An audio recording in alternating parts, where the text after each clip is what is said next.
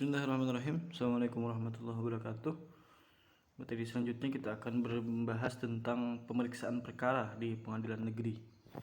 Jadi ada beberapa hal yang perlu dilihat. Jadi sebenarnya sebelum pemeriksaan perkara ada pembahasan pra peradilan. Nanti kalian bisa dalami sendiri ya tentang pra peradilannya. Ada kemudian pra peradilan yang sebuah upaya hukum yang mungkin bisa dilakukan sebelum ke pengadilan negeri seperti itu. Ya, ada upaya pra peradilan. Kemudian ada sebelumnya juga ada penuntut umum ya, dari penuntutan ada surat dakwaan segala macam sebelum kemudian diserahkan ke pengadilan negeri. Tapi kita masuk langsung ke pengadilan negeri karena kita terbatas ya waktunya dan semoga ini tidak mengurangi esensi daripada hukum acara pidana. Nah, kita membahas pemeriksaan perkara di pengadilan negeri ya. Jadi ada kemudian kompetensi absolut dan kompetensi relatif. Ya, jadi membahas masalah pemeriksaan perkara di PN pengadilan negeri. Ada dua hal yang harus kemudian dicatat, patut dicatat sini, masalah kompetensi absolut dan relatif. Yang pertama, kompetensi absolut. Makna kompetensi absolut di sini yaitu terkait dengan peradilan apa ya. Peradilan apa yang kemudian berhak beracara pidana di mana, seperti itu.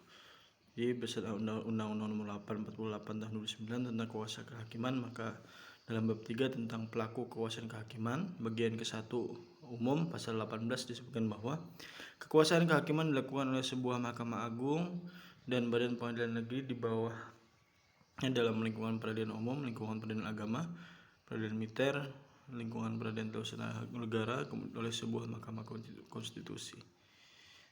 Jadi ini sudah kita bahas ya di mata kuliah peradilan di Indonesia. Ada pengadilan umum, peradilan agama, militer, dan petun di bawah MA. Nah, kemudian kompetensi relatif. Jadi kompetensi relatif kemudian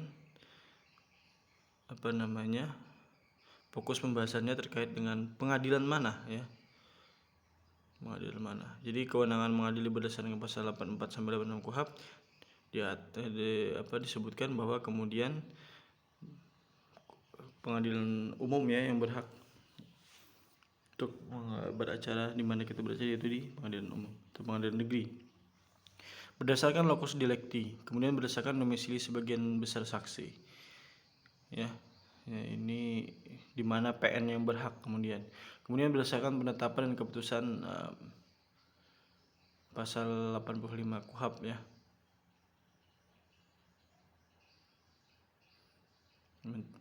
Kemudian Pengadilan Negeri Jakarta Pusat terhadap tindak pidana yang khusus terkait dengan yang dilakukan di luar negeri. Kalau di luar negeri otomatis dalam hal ini yang berhak adalah mengadilinya adalah Pengadilan Negeri Jakarta Pusat.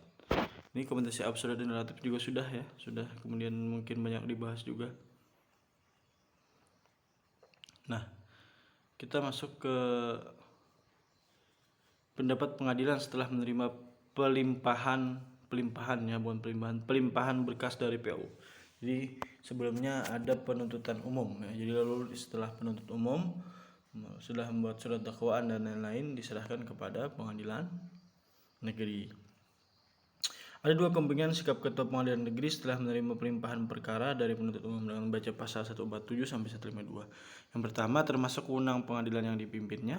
Jadi ketua pengadilan menunjuk hakim yang akan menyidangkan perkara tersebut dan hakim yang ditunjuk menetapkan hari sidang. Kemudian hakim dalam menetapkan hari sidang sebagaimana dimaksud dalam ayat 1 memerintahkan kepada penuntut umum supaya memanggil terdakwa dan saksi untuk datang di sidang pengadilan. Jadi setelah ditetapkan hari, hakimnya ditetapkan dulu oleh ketua pengadilan, lalu kemudian ditetapkan hari, lalu diperintahkanlah PU untuk memanggil terdakwa dan saksi. Yang kedua, kemungkinannya tidak termasuk wewenang pengadilan yang dipimpinnya, namun merupakan wewenang pengadilan negeri lain. Maka dia akan menolak dan menginstruksikan untuk menyerahkan ke pengadilan negeri lain. Nah, jenis-jenis perkara pidana yang diperiksa ya, atau yang kemudian diadili di pengadilan negeri.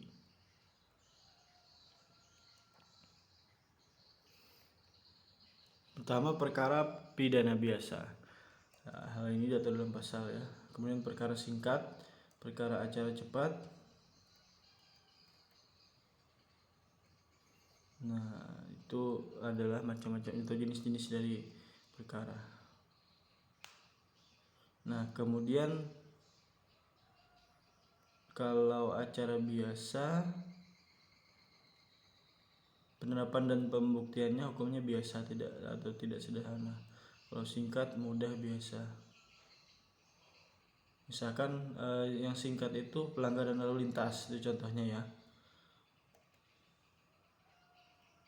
Itu contohnya. Kalau itu singkat ya, acara biasa singkat dan cepat. Contohnya yang singkat itu ya pelanggaran lalu lintas seperti itu. Kalau yang acara biasa ya ancaman maksimal 3 bulan gitu ya, acara biasa.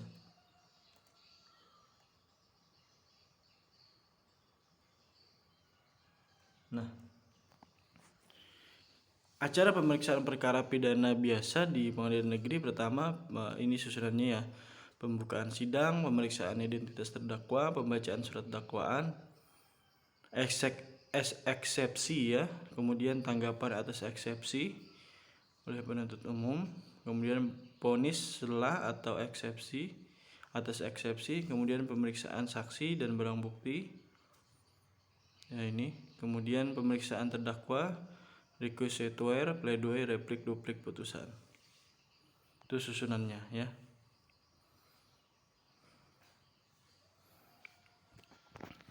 Nah, prinsip-prinsip pemeriksaan persidangan pertama terbuka untuk umum ya. Jadi ada yang kemungkinan pengecualiannya tertutup ketika terdakwa masih anak-anak, kemudian perkara tindak pidana kesusilaan yaitu tertutup. Yang kedua, terdakwa hadir pada saat perkara diperiksa kecuali dalam perkara tindak pidana ekonomi, tindak pidana terorisme, tindak pidana korupsi ya. Kemudian pimpinan sidang, hakim, ketua sidang, ketua majelis perannya diatur dalam pasal 217. Kemudian pemeriksaan secara langsung dan memakai bahasa Indonesia. Yang kelima, keterangan terdakwa saksi secara bebas. Yang keenam, lebih dahulu mendengar keterangan saksi, terdakwa belakangan memberikan keterangan. Jadi saksi dulu ya. Kemudian semua putusan hakim diucapkan terbuka untuk umum. Surat putusan pemidana harus memuat, ada beberapa hal yang harus dimuat ya di dalam surat dakwaan itu.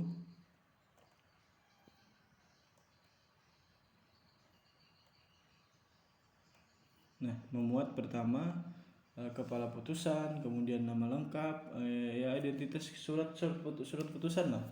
Kurang lebihnya sama dengan putusan pengadilan agama, tapi karena ini ada dakwaan maka ada dakwaan, habis itu pertimbangan yang disusun, tuntutan pidana, pasal peraturannya, hari dan tanggal diadakannya musyawarah majelis hakim, pernyataan kesalahan terdakwa, ketentuan kepada siapa biaya perkara dibebankan, kemudian keterangan bahwa seluruh surat ternyata palsu atau keterangan di mana letaknya kepalsuan itu, kemudian perintah supaya terdakwa ditahan. Nah, di situ ada.